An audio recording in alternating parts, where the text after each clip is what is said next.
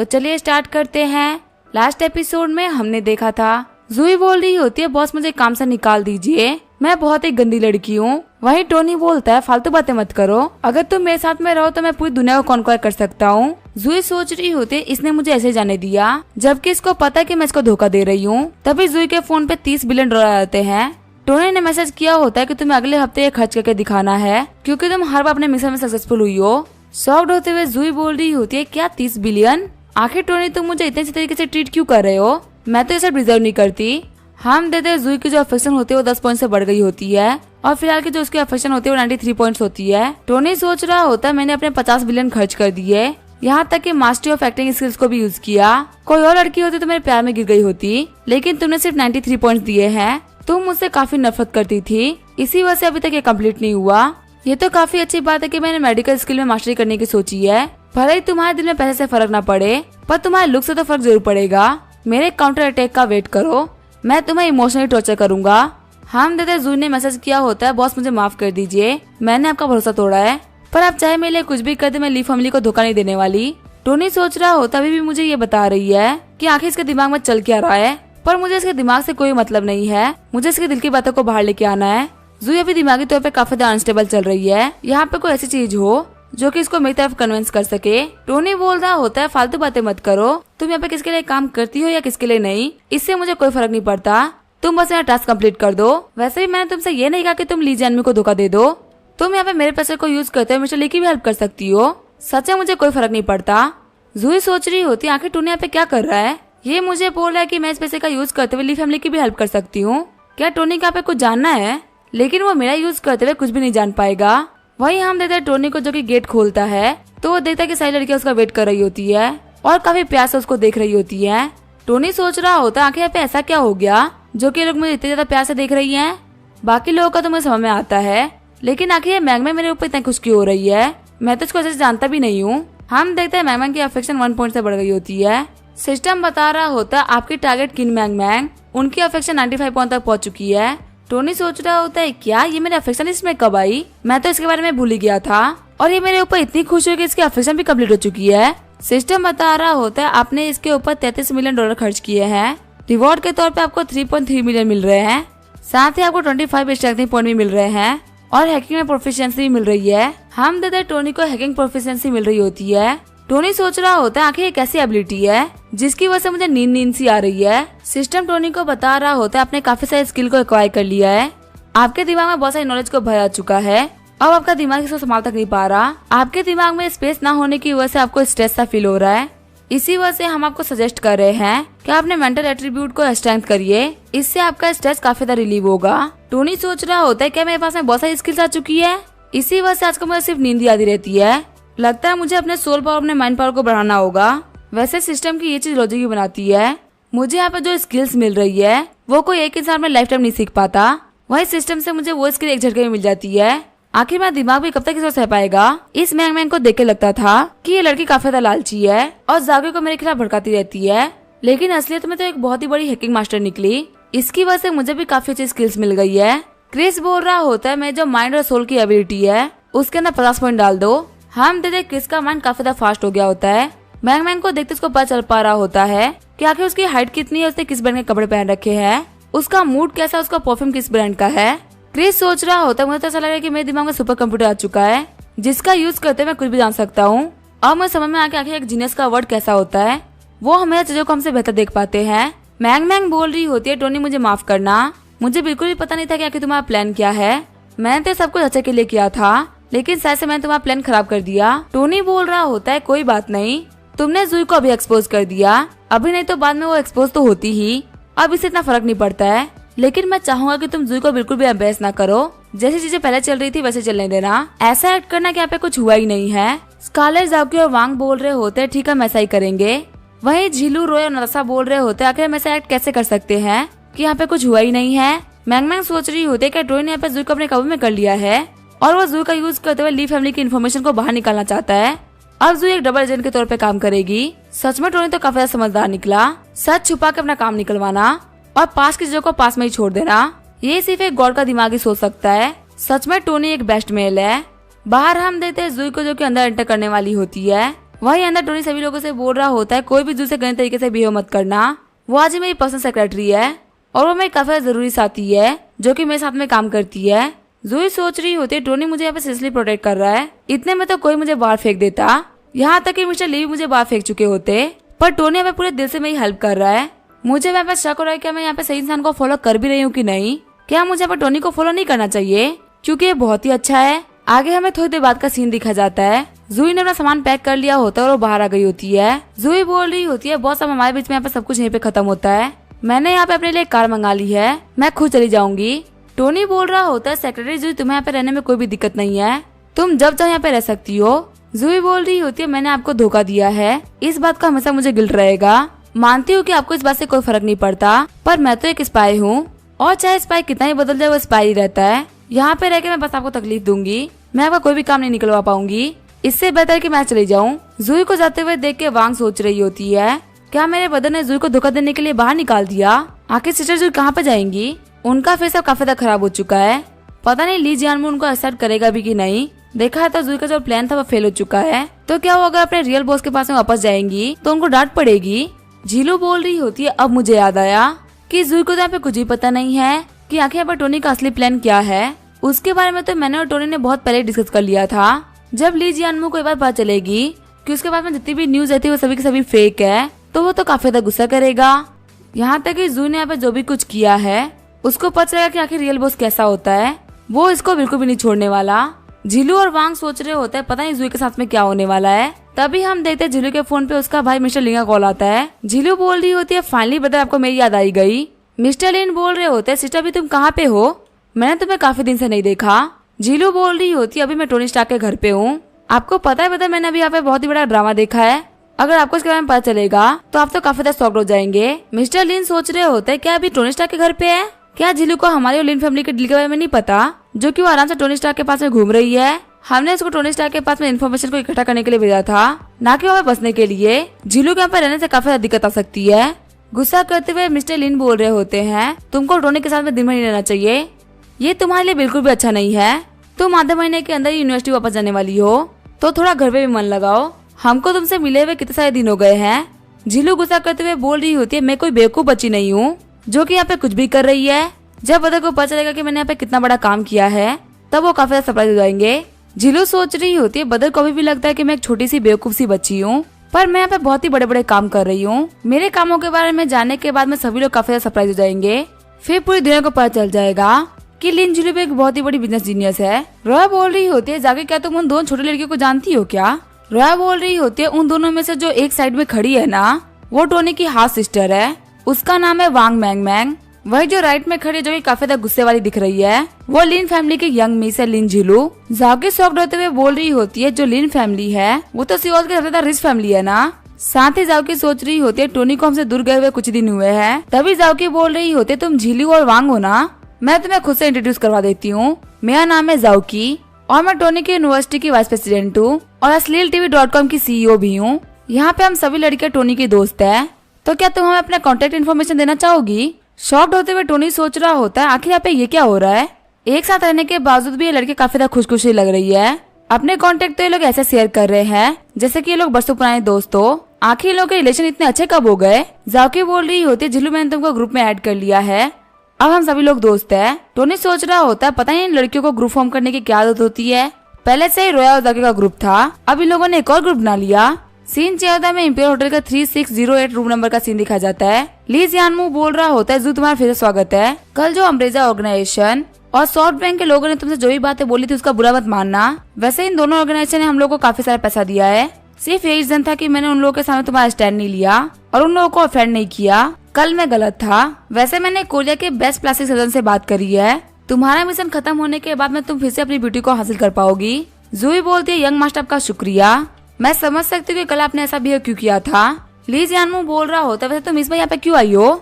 जूही बोल रही होती है मास्टर में आइडेंटिटी रिवील हो चुकी है। ली जियानमू बोल रहे होते हैं क्या तुम्हारी आइडेंटिटी एक्सपोज हो चुकी है, तो फिर टोनी ने क्या किया, क्या उसने तुम्हारे लिए चीजों को काफी ज्यादा मुश्किल कर दिया।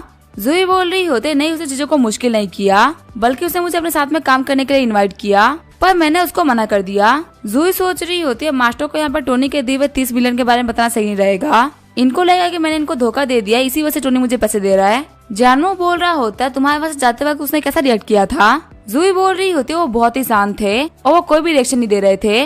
ली जानवू बोल रहा होता है उसके फेस पे गुस्सा, डिसअपॉइंटमेंट कुछ भी नहीं दिख रहा था। जूही बोल रही होती है नहीं मास्टर, टोनी स्टार्क अपने इमोशंस को हैंडल करने में काफी ज्यादा एक्सपर्ट है। लेकिन मुझे एक बात तो पता चल चुकी है, टोनी को मेरी आइडेंटिटी के बारे में स्टार्टिंग से पता चल गया था कि मैं अंडरकवर एजेंट हूँ। शॉक्ड होते हुए जानवू बोल रहा होता है क्या उसको पता है? मुझे बताओ कि यहाँ पे फेटिया रियल एस्टेट को कौन ऑन करता है। जूही बोल रही होती है वो वांग मैगमैन के नाम पे है, जो कि टोनी की बहन है। जानवू सोच रहा होता है हम टोनी के ट्रैप में गिर गए। फिर जानवू बोल रहा होता है मेरे पास में जाके उस पूरे एरिया का मैप लेके आओ, लगता है चीजें यहाँ पे काफी ज्यादा खराब हो गई है। जानवू बोल रहा होता है कि यहाँ पे कोई ऐसी भी कंपनी है जो कि हाल फिलहाल में यहाँ पे काफी सारी जमीनों को खरीद रही है। एक्सपर्ट बता रही होती है इस एरिया में बहुत सारी लिन फैमिली की प्रॉपर्टीज है जो कि छुपे तौर पर ली गई थी और अभी हमें पता चल रहा है कि यहाँ पे बहुत सारी प्रॉपर्टीज है।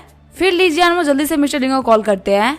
मिस्टर लिन सोच रहे होते हैं eldest son of Lee family, आखिर मुझे इतनी सुबह सुबह कॉल क्यों कर रहे हैं।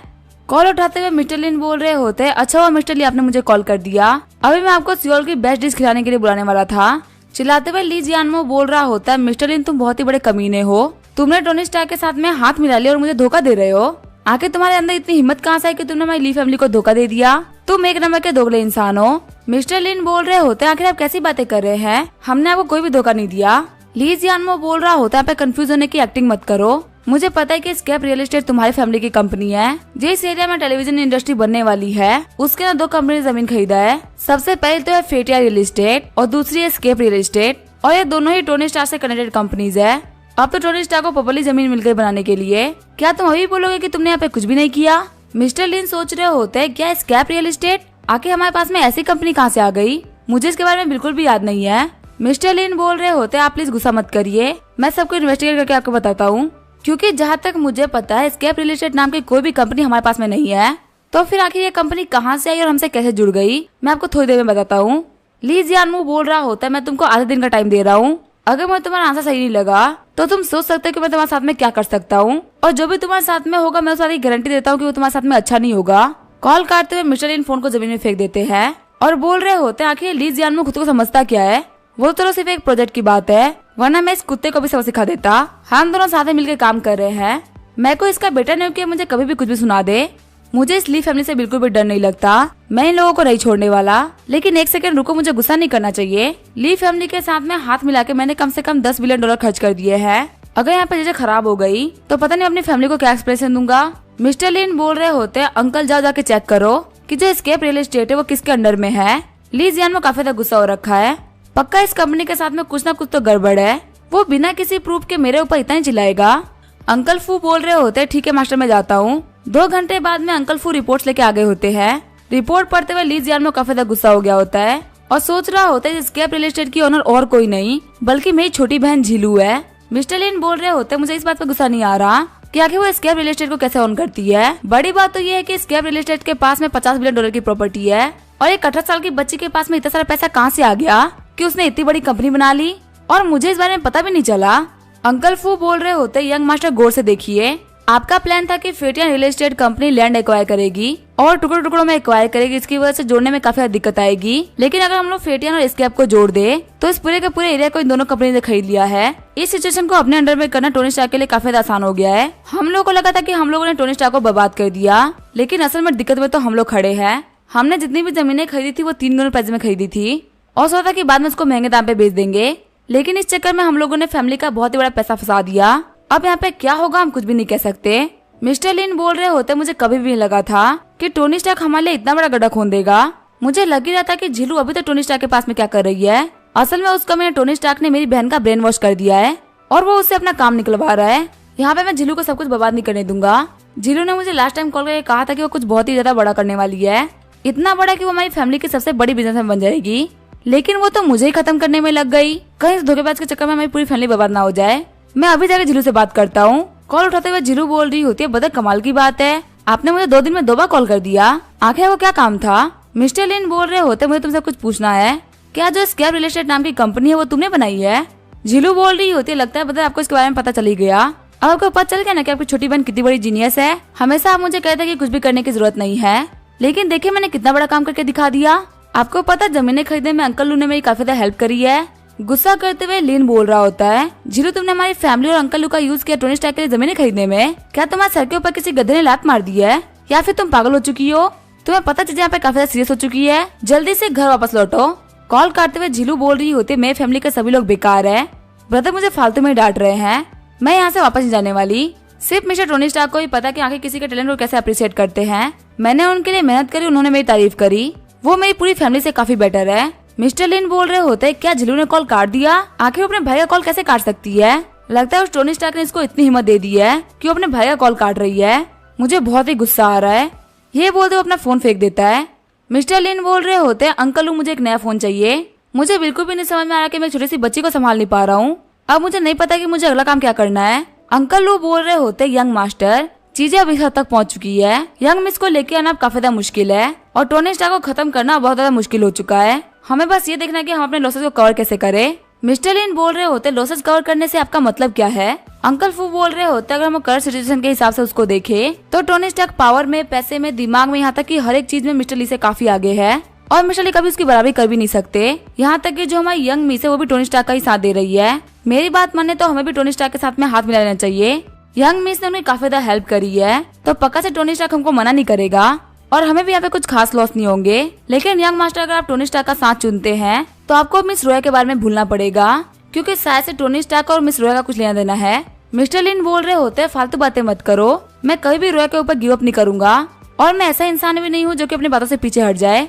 और अगर मैं जाके जिलू के सामने सर झुका लूंगा तो आखिर मैं फैमिली में लीडरशिप के लिए आगे कैसे बढ़ूंगा? अंकल फू बोल रहे होते, सिर्फ एक लड़की के लिए इतना सब कुछ करना हमारे लिए काफी भारी पड़ सकता है, चीजें इतनी खराब भी ना हो जाए कि हमको संभाल ही ना पाए। मिस्टर लिन बोल रहे होते, अंकल फू प्लीज आप फालतू बातें मत करिए, मेरे फादर भी काफी ज्यादा बीमार है और लिन फैमिली को लेकर जितने भी फाइनल डिसीजन है वो सारे मेरे हैं और लिन फैमिली के साथ में अच्छा हो या बुरा हो ये सब कुछ मैं डिसाइड करूंगा। अंकल फू बोल रहे होते, अगर ऐसी बात है तो मैं अपनी बातों से पीछे हटता हूँ। अंकल फू सोच रहे होते, यंग मास्टर भी काफी ज्यादा यंग है, यहाँ पे मैं पैसे की बात नहीं कर रहा था। यंग मिस ने यहाँ पे इतना अच्छा रास्ता ढूंढा है कि वो आराम से किसी बड़ी दिक्कत से भाग सकती हैं। वहीं इनके अंडर में लिन फैमिली बहुत ही बड़ी दिक्कत में जा रही है। अभी इन्होंने 3 बहुत ही बड़े लोगों से हाथ मिला लिया है, साथ में कर्जा भी ले लिया है। यहाँ पे टोनी स्टार्क का साथ देना हो सकता है हमारे लिए अच्छा भी हो और बुरा भी हो। अब यहाँ पे क्या होगा कोई भी नहीं कह सकता। सीन चेंज होता है, हम देते ली जियामू को, जो कि बोल रहे होते हैं, मास्टर हमको पता चल चुका है स्कैप रियल एस्टेट के मालिक है लिन जिलू, जो कि लिन फैमिली की सेकंड डॉटर है और वो टोनी स्टार्क के बहुत ज्यादा करीब है। उन्होंने अपनी कंपनी को वैसे ही ग्रो किया है जैसे कि फेटियन रियल एस्टेट ग्रो हुई है और उनकी कंपनी के पास में फंड्स की कोई कमी भी नहीं है, इसी वजह से उनको ग्रो होने में कोई दिक्कत भी नहीं हो रही। ली जियामू बोल रहा होता है, ठीक है फिर तुम्हें से किसी को भी कुछ भी बोलने की जरूरत नहीं है। जूही सोच रही होते, टोनी स्टार्क का सेक्रेटरी बनके मैं कुछ भी नहीं कर पाई, मुझे पता भी नहीं था कि वहाँ पे क्या क्या कर रहा है। जूही बोल रही होती है, मास्टर मुझे माफ कर दीजिए, सारी की सारी गलती मेरी है, मुझे कभी भी लगा था कि मैं पकड़ी जाऊंगी। जियामू बोल रहा होता है, तुम बोल रही हो कि ये गलती है, इस प्रोजेक्ट के ऊपर मैंने 100 बिलियन लगा दिए थे, यहाँ पे बर्बाद होने का मतलब है कम्प्लीटली बर्बाद होना, और तुम बोल रही हो कि सारी गलती तुम्हारी वजह से हुई है। फिर वो जूही के चोट के ऊपर आयरन का कंटेनर मार देता है और बोल रहा होता है, क्या तुम्हें पता है कि 10 बिलियन की वैल्यू कितनी होती है? आखिर यहाँ पे तुम्हारी इतनी हिम्मत कैसे हुई कि तुम्हारे फालतू बातें कर रही हो? यहाँ पे सारी की सारी गलती मेरी है, जहाँ पे मैंने तुम्हारे से डॉग को इतनी हिम्मत दी थी कि वो मेरे सामने इतना बोल सके। 10 बिलियन का लॉस हुआ है, क्या तुम्हें संभाल सकती हो? और क्या तुम्हारी इतनी वैल्यू भी है? तुम हमारी ली फैमिली का पाला हुआ एक कुत्ता हो, मैंने तुम्हें ह्यूमन बनने की अपॉर्चुनिटी दी थी लेकिन तुम तो ह्यूमन भी नहीं बन पाई। तुम्हें क्या लगता है तुम काफी टैलेंटेड हो? तुम्हारे अंदर कोई भी टैलेंट नहीं है, तुम्हारे पास में जो भी कुछ है वो हमारी सारी लिन फैमिली का दिया हुआ है। हम जूही के चोट में से खून निकलने लगा होता है। फिर जियामू गार्ड्स को बुलाते हुए बोल रहा होता है, इसको बाहर फेंक दो, इस जैसी लड़की की हमारी कमरे में कोई भी जगह नहीं है, मुझे इसकी बेकारी शक्ल नहीं देखनी और अब इसको अच्छे से इन्वेस्टिगेट करो, जब तक इसके ऊपर से इल्जाम क्लियर ना हो जाए तब तक यहाँ से कभी जाने मत देना। एक दूसरी लड़की बोल रही होती है, मास्टर लिन, सिस्टर जो कभी भी आपको धोखा नहीं दे सकती, हम सभी ली फैमिली में बड़े हुए हैं और हम कभी भी ली फैमिली को धोखा नहीं दे सकते। मिस्टर लिन बोल रहे होते, मुझे इस बात से कोई फर्क नहीं पड़ता कि तूने मुझे धोखा दिया है कि नहीं दिया, पर इसके चक्कर में मुझे लॉस तो हो गया ना, आखिर अपनी कंपनी के लोगों को क्या जवाब दूंगा? इस बेकार से कुत्ते के पीछे मैं अपना पोजीशन नहीं गवा सकता। जूही सोच रही होती है, आखिर इनके कहने का मतलब क्या है? ये पूरा का पूरा ब्लेम मेरे ऊपर डाल रहे हैं, जो कि बिल्कुल भी सही नहीं है। मुझे यहाँ पे इतना गुस्सा आ रहा है, आखिर मैं इतने सालों से किसको फॉलो कर रही थी। सीन चेंज होता है, टोनी के घर का सीन दिखा जाता है। टोनी के घर पे रोया आई होती है और बोल रही होती है, वांग क्या तुम घर पे अकेली हो? तुम्हारा भाई तुम्हें पे अकेला छोड़ के चला गया, उसको अपनी जिम्मेदारियों का बिल्कुल भी एहसास नहीं है। वांग बोल रही होती है, नहीं मेरा भाई तो बेसमेंट में काम कर रहा है। रोया बोल रही होती है, आखिर वो बेसमेंट के अंदर चुपके से काम क्यों कर रहा है? उसको देखे हुए मुझे कुछ दिन हो गए हैं, यहाँ तक कि उसको अभी तक किसी ने भी नहीं देखा कि आखिर वो क्या काम कर रहा है। वांग बता रही होती है उनके बेसमेंट में एक लेबोरेटरी है और वो किस चीज के ऊपर रिसर्च कर रहे हैं, पर वो मुझे कभी भी उसके अंदर एंटर ही नहीं करने देते। वो बोलते कि मैं उनको डिस्टर्ब कर दूंगी। शॉक्ड होते हुए रोया बोल रही होती है क्या वो एक्सपेरिमेंट्स करता है।